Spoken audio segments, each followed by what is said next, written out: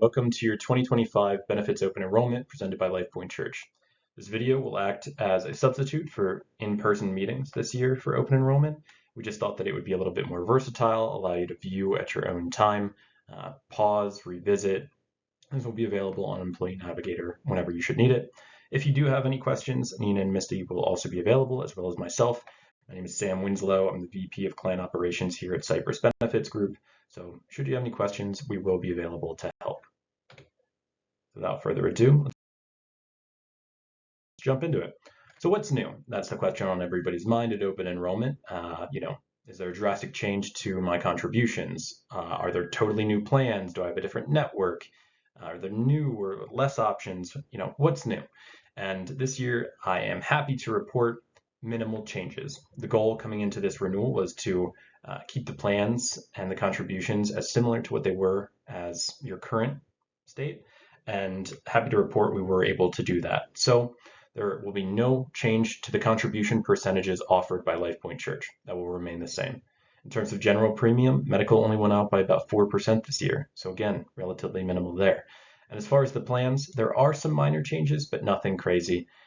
So this is the time to change plans if you want, but more so, make changes, say add a dependent, update your address, do kind of those logistical things. And this presentation will more so be a recap of the plans that you had last year, the minimal changes that are taking effect, and then how you can complete your open enrollment.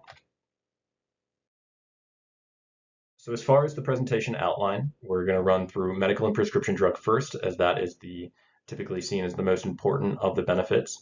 Then you have your dental, your vision, life and disability, wellness incentives offered by Care First, as well as your required steps this open enrollment. Let's dive into it. So as I mentioned, there will be no change to the contributions. The LifePoint Church will continue to offer 75% of the medical, as well as that HSA contribution. So they will continue to contribute $1,000 per employee or $2,000 per family in a year.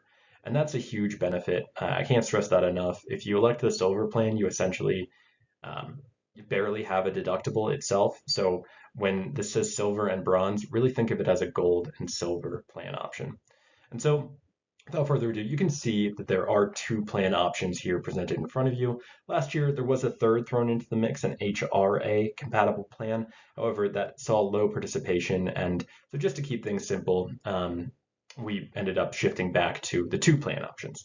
So on the left, you'll see that Silver 1800 is now going to be a 1950, and that the HMO HSA Bronze on the right is going to continue to be a $6,100 deductible.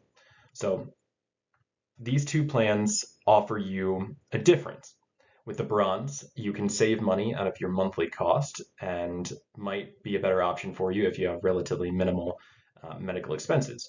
However, if you do go see the doctor more regularly, you probably want that lower deductible plan. So this just allows you choice between the two options. And as I mentioned, there were some changes. With the Bronze plan, there are no changes. So I'm happy to report nothing is changing with that. So if you do like that plan to elect it this year, it'll be exactly identical to the plan last year. Now, the HSA Silver plan is going to continue to be HSA compatible. It's still a silver plan. However, the deductible did increase just slightly. So for an individual, that went from $1,800 to $1,950. And for a family, it went from $3,800 to $3,900. So relatively minimal in the grand scheme of things. However, with that said, there is a slight increase there. The out-of-pocket maximum also did increase slightly from $8,000 to $8,250 and $16,000 to $16,500. However, I will say the out-of-pocket maximum should not be a major concern of anybody, as it's very, very rare to hit that out-of-pocket maximum. It is more so for catastrophic coverage. And with this plan being copay, meaning you pay a flat dollar amount after the deductible, it does mean that there are caps for each visit, say to a hospital, or when picking up your prescription drugs. So with that said, it's not a percentage of the bill, it's a flat dollar amount. And so from that respect, it's a relatively safe plan. So don't put too much stock into the out-of-pocket maximum being increased. The deductible should be more so a focus, but again, relatively minimal increase there. Under that, we have no changes, but did just want to recap the physician services. That's your primary care. That's going to trigger the deductible first, and then you have that flat copay. All of the benefits across the board, apart from preventative visits, will trigger the deductible first. And that can sound scary at times. It does not mean that you're paying that entire deductible, on your first visit. So with that said, if you go to your primary care visit, that's typically going to run you about $50 just flat. So you would pay that $50 first, and then once that deductible has been met, then you're just paying the flat copay. So don't get too scared off by it saying deductible and then a copay. Specialist is 50. You will see the bronze traditionally for most of these benefits are going to be double that of the silver plan. So can kind of think of it as it goes with that. The X-ray and lab tests, $25.50, so very similar to the primary care and specialist. Under that, we have preventative visits, which are $0. You can see that does not trigger deductible. They do encourage you to go and see your primary care doctor for things like checkups, get your mammogram, get screenings. They want to catch things early, and they want you to be as healthy as possible, so they don't have as many claims. So it's a kind of a win-win situation. But again, $0 to you, deductible is not triggered, and that's for both plans. Under that, we have urgent care, which is deductible and then $100 per visit. Then the hospital emergency room. This is emergency room specific. This increased from deductible and then $350 to deductible and then $500. Again, knock on wood, hopefully nobody is running into this scenario, but that is a slight increase there. And then finally, we have no change to the hospital inpatient cost, which is deductible and then $500 per admission. Under that, we have your prescription drugs, which have a deductible that is integrated with medical. So do keep that in mind, whether you're going to your primary care doctor or you're picking up a generic copay, you're both going to be paying towards that overall deductible. So if you're an individual on that silver plan, you have that $19.50 deductible. You're paying that when you go to your primary care visit, and then if they recommend you pick up a drug, again, paying into that. So it's nice in that you can chip away from it from both ends. And that's the same for both the silver and the and the bronze. Under that, we have generic copay, which is $15, formulary copay, $45, non-formulary, $65, and then specialty is going to be 50% up to $100 maximum. So that's a broad overview. Again, no changes to the employer contribution at 75%. The overall premiums went up by about 4%. And so again, minimal impact there, and no changes to the employer contribution of that HSA for $1,000 per individual or $2,000 per family. So again, pretty much about as good as you can get with plans. You have a gold and a silver essentially after that HSA is taken into consideration. The HSA is also a great option in the fact that you can contribute to it and lower your total taxable income, and then have that money. It's your money, whether you leave the company. It's not use it or lose it, so it rolls over from year to year. And again, that can just kind of sit in your account for a rainy day. But that's a broad summary of the medical plans and the changes taking effect this year. And without further ado, we'll keep on rolling. Next, we have the dental. You'll continue to have the one EPO Plan 1 offering. This is about as rich as dental plans can get. So dental plans, you have a deductible of $25 for an individual, $75 for a family, and then annual maximum of $2,000. So $2,000 is as rich as it gets for dental.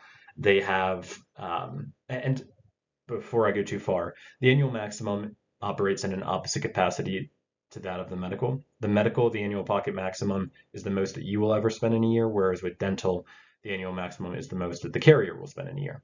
So with dental, you want a higher annual maximum. And for context, 80% of people do not hit $1,000 in a year, and the options are $1,000, $1,500, or $2,000. So you guys have that higher threshold with $2,000 per year in carrier contribution maximum. Preventative visits, again, going to be $0. Deductible is relatively minimal. And then you will see that it is a fee based on service. This is an EPO plan, meaning it only has in-network benefits similar to an HMO. But the difference being that this is part of a national network. So if you are 5 states away on vacation, you can still get your dental work as long as they accept Blue Cross Blue Shield. So it's part of the Blue Cross Blue Shield national network. It does not offer out of network, so if somebody does not accept Blue Cross Blue Shield, there won't be a benefit. But with that said, it should cover you in 90% of the circumstances you're running into. And again, this is a fee based on service for the basic and the major. So if you get a crown, it's a different rate than if you get a tooth extraction. And those are going to fall either under basic or major, but it's not a flat co-insurance. So it's not a 20% if you get a crown, 20% if you get an extraction. It's going to be a flat dollar amount, which is nice in the fact that it tells you exactly what that amount is. And that benefit summary can be found on Employee Navigator on the dental page. On the vision, vision is going to continue to be offered by Superior, have relatively minimal copays associated with each benefit. So $10 for an exam, $20 for lenses. Frame, you have allowances. Contacts, you have allowances. The big thing with vision is the benefit frequency.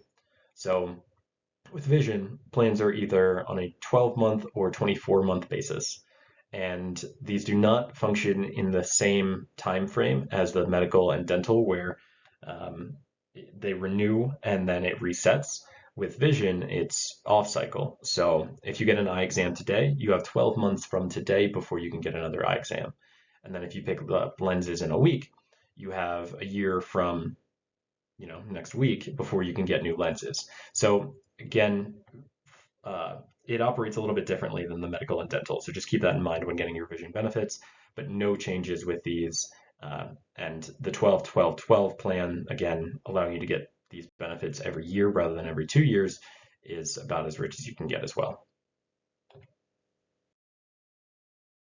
On to life and disability. LifePoint Church continues to offer 1 times your annual salary in employer-paid life insurance. This is to make sure, again, we don't like to think about it, but it is incredibly important. Should something happen, that this is offered on the table, and at the very least to pay for funeral expenses, which we know can be so expensive nowadays. So with that, there is that life insurance that allows you to have that security and peace of mind completely free to you. As well as that, you have long-term disability. So if you are unable to work for, an extended period of time, then this will cover you at 60% of your current salary. So this is something a lot of people don't think about, but is incredibly important. It allows you to pay the bills should you be unable to work. And a lot of people, again, don't think about that, but that is an additional sense of security that you have at no cost to you. And finally, should you want to increase that 1 times annual salary employer paid life insurance and get a little bit more on top of that, you do have that option through the voluntary life insurance. And each year you can increase that by 10K or 10% with a guaranteed increase in benefit should that be elected. If you did not elect it at your offset at your hiring, then there will require medical underwriting. However, if you pass that, then you still can elect the benefit. On to wellness. So this is a nice little perk of having Care First, Blue Cross Blue Shield. So these are wellness rewards, little perks for you. And as you can see, you can earn $50 from consenting to wellness emails and taking a real age test. You can get $100 back by just selecting a primary care provider and completing a health screening, which everybody should do anyway. Again, just $100 back to you. You can get $200 by participating in health coaching. So if you do up to 3 sessions, you can get $100 for the third, 30 and 70 for 1 and 2. And then take that real age test, you get $25. And it's kind of interesting. If you're 30 and you take the real age test, it might say that you're 50 in terms of real age, which is a big downer. But it also might be something, fun to do, and you can lower or, adjust your real age by staying healthy, eating well, physical activity, things like that. On to Noom. Noom is a weight loss company that focuses on the psychology of eating and trying to set goals and healthy eating habits. It's all about the psychology of it. They have an incredible track record, and it's about a $1,600 value annually that is completely free to you just by having Care First. So with that benefit, should anybody be interested, it's going to be through your employee portal at Care First. and highly recommend New. Okay, what we need from you is to log into Employee Navigator. This will say welcome to open enrollment. You'll click the little green button that says open enrollment in the top right, but this will come to you via email. You'll click the link, you'll be right in. There will only be around 11 steps. There'll be a progress bar in your top right. Shouldn't take you more than 5 minutes to click through. On each benefit page, there will be benefit summaries. You can compare the plans. It'll tell you what the cost is per pay. You can make adjustments to you and your dependents, but a lot of ways to play around with it. And it's a relatively simple process that everybody should be familiar with from last year.